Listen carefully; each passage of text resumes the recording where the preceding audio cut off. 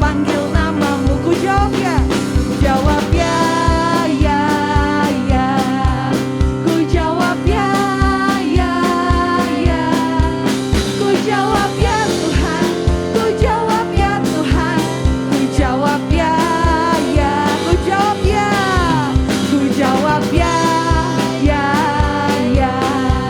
Ku jawab ya, ya, ya. Ku jawab ya Tuhan, ku jawab ya Tuhan. Ku jawab ya, ya. Mari jalan sama Tuhan. Teman-teman, Gary mau ajak teman-teman untuk membaca Mazmur 91 dalam lindungan Allah.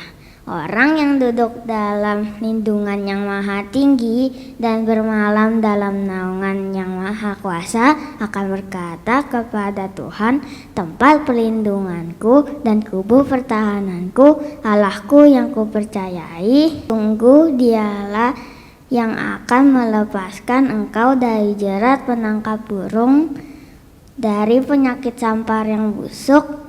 Dengan kepaknya ia akan menudungi engkau, di bawah sayapnya engkau akan berlindung. Kesetiaannya ialah perisai dan pagar tembok.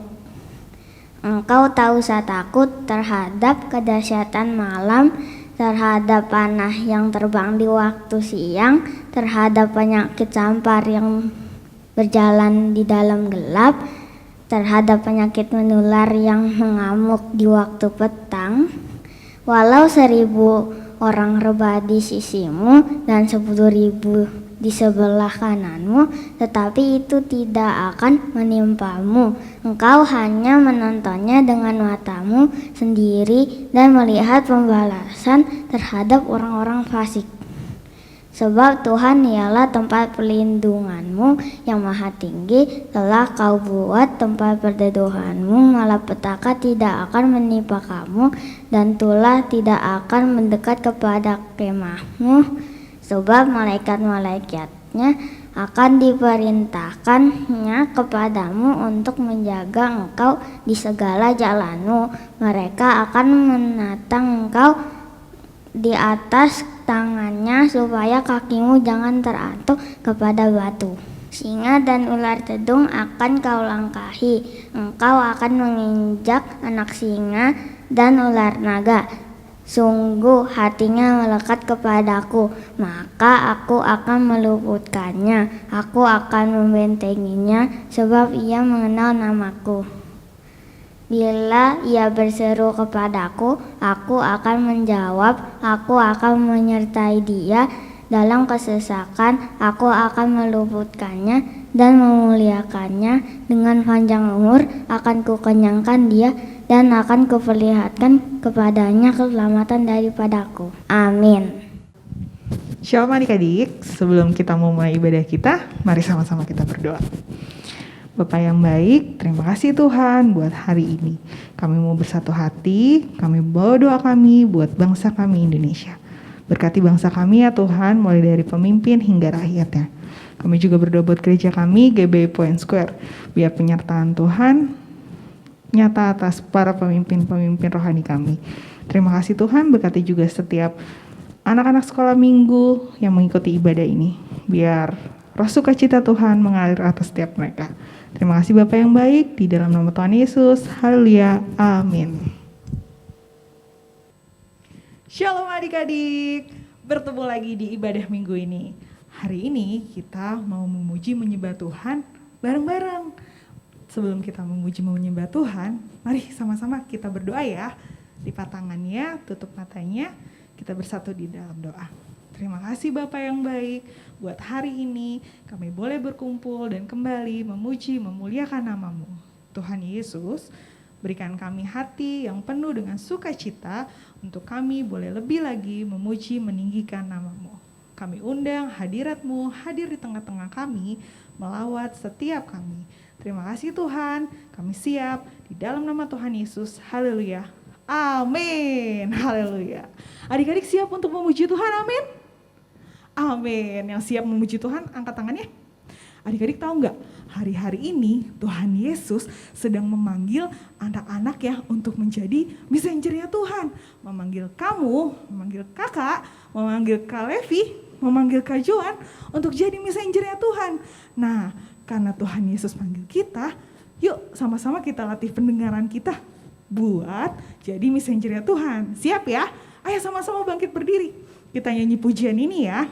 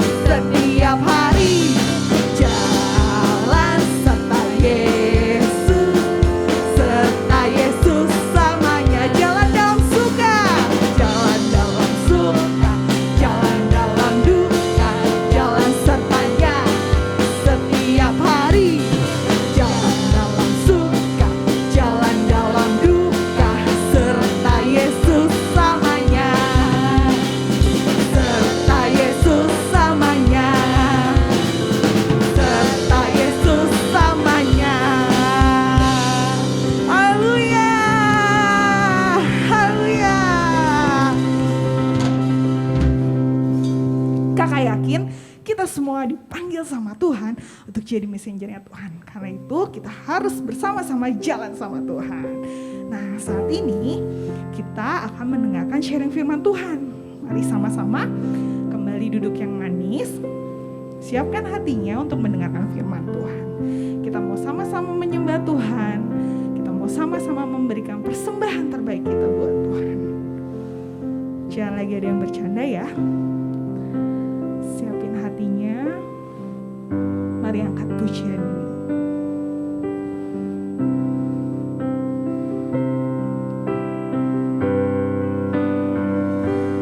Ku mengasihi Engkau Yesus dengan segenap hatiku. Aku mengasihi Engkau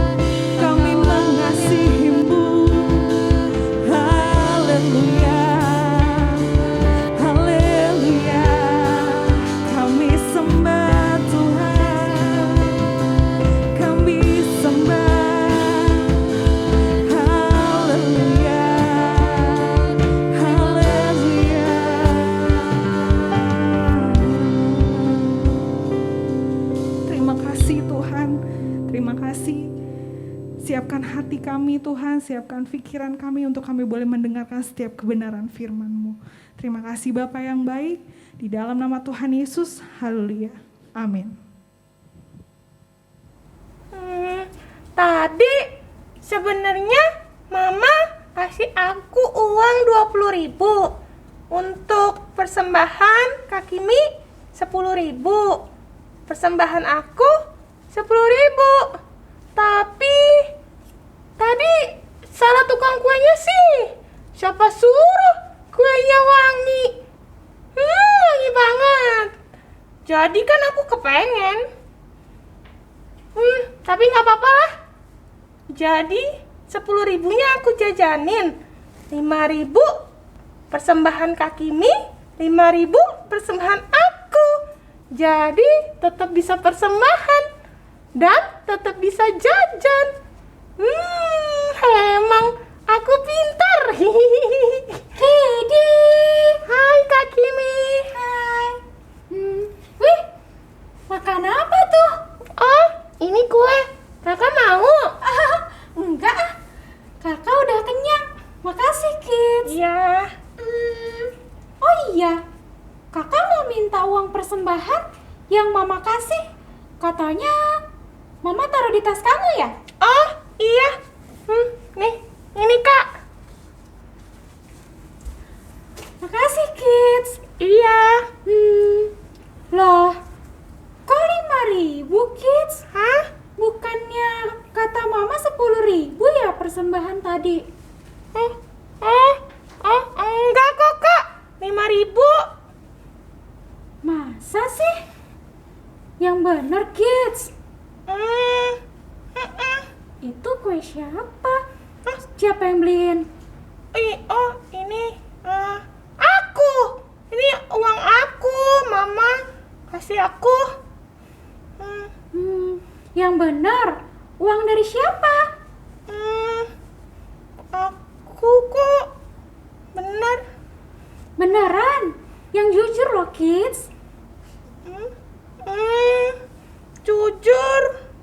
Yakin? Kidi nggak bohong kan? Bukan masalah jumlah untuk persembahannya loh kids. Tapi masalahnya hati kamu jujur atau enggak? Aku jujur. Gini Kidi, ada loh kisah mereka di Alkitab yang nggak jujur dan Tuhan nggak suka. Gini ceritanya. Shalom adik-adik semuanya, selamat hari Minggu. Gimana nih adik-adik kabarnya? Kak Levi harap semuanya ada dalam keadaan yang baik dan semuanya fokus untuk dengerin firman Tuhan. Nah, sebelum kita mendengarkan firman Tuhan, tadi kita udah dengerin percakapan Kidi sama Kimi. Katanya Kidi pakai uang persembahan dia untuk jajan dan dia bohong ke Kimi. Katanya dikasih uang cuma 5.000 doang untuk persembahan, padahal harusnya dikasih uang 10.000 untuk persembahan. Nah adik-adik, ternyata kisah tentang uang persembahan dan berbohong ini pernah terjadi juga loh di Alkitab. Nah kita mau lihat kisahnya bareng-bareng ya. Pada waktu itu ketika jemaat mula-mula, jadi orang-orang yang benar-benar awal-awal banget percaya sama Tuhan Yesus, mereka itu hidup dalam kondisi yang sangat mengasihi satu sama lain. Mereka itu kerjanya setiap hari itu berkumpul, berdoa sama-sama, memuji Tuhan. Jadi mereka itu sama-sama mencintai Tuhan sungguh-sungguh dan juga mencintai satu sama lain. Kalau misalnya ada orang waktu itu jemaat yang mungkin merasa kesusahan, maka mereka akan sama-sama bantu jemaat itu. Kalau misalnya ada yang kekurangan makanan, mereka sama-sama bantu supaya dia bisa makan. Dan pada waktu itu banyak banget jemaat Tuhan yang menjual harta miliknya untuk diberikan kepada gereja untuk membantu orang-orang yang kesusahan. Wah, keren banget ya adik-adik, saling mengasihi satu sama lain. Nah, Kak Levi mau ceritain tentang sepasang suami istri yang juga ingin memberikan persembahan kepada gereja. Namanya adalah Ananias dan Safira. Pada waktu itu, Ananias dan Safira menjual tanah milik mereka. Dan mereka pengen memberikannya kepada gereja. Menurut adik-adik, kira-kira Ananias dan Safira ini orang-orang baik nggak sih? Orang-orang yang mengasihi Tuhan nggak sih? Bayangin, dia jual tanahnya untuk diberikan kepada gereja untuk membantu orang-orang jemaat Tuhan yang mengalami kesusahan. Wah, kira-kira baik banget ya nih orangnya. Tapi ternyata Ananias dan Safira punya rencana lain adik-adik. Ketika mereka udah menjual tanah mereka dapat uangnya, mereka nggak mau menyerahkan seluruhnya kepada gereja. Mereka cuma mau menyerahkan sebagian aja. Tapi mereka bilangnya udah menyerahkan seluruhnya. Jadi mereka pengen bohong. Nah, akhirnya Ananias membawa sebagian uang itu kepada Rasul Petrus. Dan dia berkata bahwa dia pengen menyerahkan uang ini hasil dari penjualan tanah dia untuk diberikan kepada gereja. Rasul Petrus tanya sama Ananias, apakah uang ini adalah seluruhnya dari hasil penjualan tanah itu? Tapi Ananias berbohong. Padahal kan cuma setengahnya, tapi Ananias bilang, iya, ini adalah keseluruhan uang hasil dari penjualan tanah itu. Rasul Petrus mengetahui bahwa Ananias itu berbohong. Walaupun cuma kasih setengah, tapi bilangnya kasih semuanya. Lalu Petrus bilang, jangan berbohong dan jangan mencobai Roh Kudus. Kamu akan menerima akibatnya. Dan pada saat itu Ananias langsung mati, tergeletak di tanah. Pada saat itu ketika Ananias berbohong, ia dihukum sama Tuhan. Lalu orang-orang pergi datang untuk menguburkan Ananias. Setelah itu 3 jam kemudian kira-kira Safira, istri dari Ananias, datang lagi ke Rasul Petrus. Dia kan gak tahu ya bahwa Ananias itu telah mati dan telah dikuburkan. Ketika dia sampai di Rasul Petrus bertanya lagi, apakah benar uang ini adalah seluruh uang hasil dari penjualan tanah tersebut? Safira yang sudah merencanakan pembohongan ini bersama Ananias berbohong lagi di depan Rasul Petrus. Dia bilang, iya, ini adalah seluruh uang hasil dari penjualan tanah kami. Pada saat itu Rasul Petrus kembali marah. Rasul Petrus bilang, kenapa kalian berdua bersengkongkol untuk mencobai Roh Kudus? Lalu tiba-tiba ketika Rasul Petrus dan juga Safira sedang berbicara, orang-orang yang tadi baru menguburkan Ananias kembali. Dan Rasul Petrus bilang, lihat, orang-orang yang habis menguburkan suamimu Ananias akan menguburkan engkau sekarang. Dan seketika itu juga Safira mati di tempat itu dan ia dikuburkan bersama dengan Ananias. Wah, karena mereka berbohong, mendustai Roh Kudus, mereka mati saat itu juga. Dan seluruh jemaat mula-mula pada saat itu menjadi takut dan gentar. Nah, adik-adik, dari kisah ini kita mau belajar jangan sampai kita berbohong, mendustai Roh Kudus. Karena kita tahu Tuhan yang kita sembah itu adalah Allah yang Maha Tahu. Dia bisa tahu kalau kita berbohong, berkata tidak jujur, dan yang lainnya.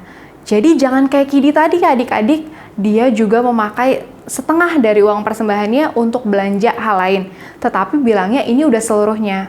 Nah adik-adik, pertanyaannya sekarang, apakah kita harus memberikan persembahan dengan jumlah yang banyak sama Tuhan? Apakah kita harus memberikan seluruhnya? Gak boleh jumlah yang kecil-kecil? Apakah demikian? Bukan begitu ya adik-adik. Tuhan tidak mempermasalahkan mengenai jumlah uang persembahan kita. Tetapi Tuhan mau lihat kejujuran hati kita. Kalau adik-adik ingat, pada waktu itu Tuhan Yesus pernah bertemu dengan seorang janda yang memberikan hanya 2 koin sebagai persembahan. Padahal di saat itu ada orang-orang lain yang memberikan banyak jumlah persembahannya. Tetapi Tuhan Yesus berkata bahwa janda ini memberikan uang persembahan yang lebih banyak daripada orang-orang lain. Kenapa? Karena hati dari janda itu adalah hati yang mau memberi. Hati yang jujur mempersembahkan segalanya untuk Tuhan. Jadi adik-adik kita belajar bukan masalah jumlah uang persembahannya aja nih, tapi masalahnya adalah apakah kita jujur punya hati yang mau memberikan kepada Tuhan atau jujur memberikan apa adanya kepada Tuhan, tidak berbohong, tidak mendustai Roh Kudus. Nah adik-adik, dari sini kita belajar ya, jangan sampai kita mendustai Roh Kudus. Mungkin kalau adik-adik punya uang hanya sedikit, nggak apa-apa. Yang penting adik-adik mau memberikannya dengan rela hati dan untuk menyenangkan hatinya Tuhan. Kalau gitu siapa di sini yang mau berkomitmen untuk selalu jujur di hadapan Tuhan? Nggak mau bohong, karena kita tahu Tuhan mengetahui segalanya. Boleh lipat tangannya dan tutup matanya, kita mau berdoa. Terima kasih Tuhan Yesus, hari ini kami belajar dari Ananias dan Safira supaya kami Tuhan tidak berbohong terhadap-Mu. Tuhan, kami tahu bahwa Engkau adalah Allah yang Maha Tahu. Kami tahu Bapa bahwa Engkau mengetahui segala sesuatu. Engkau mengetahui hati kami Tuhan. Dan karena itu Tuhan, kami mau terus hidup jujur di hadapan Tuhan. Kami tidak mau berbohong Tuhan, kami mau datang kepada Tuhan dengan apa adanya. Biar Engkau yang terus boleh tuntun dan bantu kami, supaya kami boleh terus jujur di hadapan Tuhan. Terima kasih ya Tuhan Yesus, di dalam nama-Mu kami berdoa, haleluya, amin. Sebenarnya Kak, tadi Mama kasih aku uangnya 20.000. Tapi tadi ada kue. Karena aku kepengen, aku beli, aku jajanin 10.000. Jadi setengahnya untuk persembahan. Nah, kids, boleh nggak kayak gitu menurut kamu? Enggak. Tuhan nggak permasalahin loh berapa persembahan yang kita kasih. Tapi Tuhan mau hati kita tuh jujur. Sekarang gini deh, minta ampun yuk sama Tuhan. Kita doa yuk. Iya Kak, kita doa yuk. Aku udah salah sama Tuhan karena nggak jujur ambil persembahan untuk Tuhan. Aku mau minta ampun sama Tuhan. Oke. Kita doa yuk Kak. Yuk doa yuk. Maafin aku juga ya Kak. Iya Kidi. Yuk kita doa. Pentakosta ketiga artinya pencurahan Roh Kudus terdahsyat di zaman now. Pentakosta ketiga artinya penuaian terbesar dan terakhir.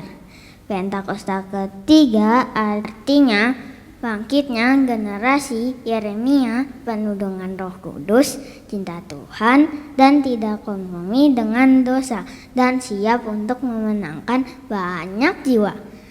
Pentakosta ketiga akan dimulai dari Indonesia ke bangsa-bangsa dari timur ke barat sampai ke Yerusalem. Pentakosta ketiga kuasa untuk menyelesaikan amanat agung Tuhan Yesus.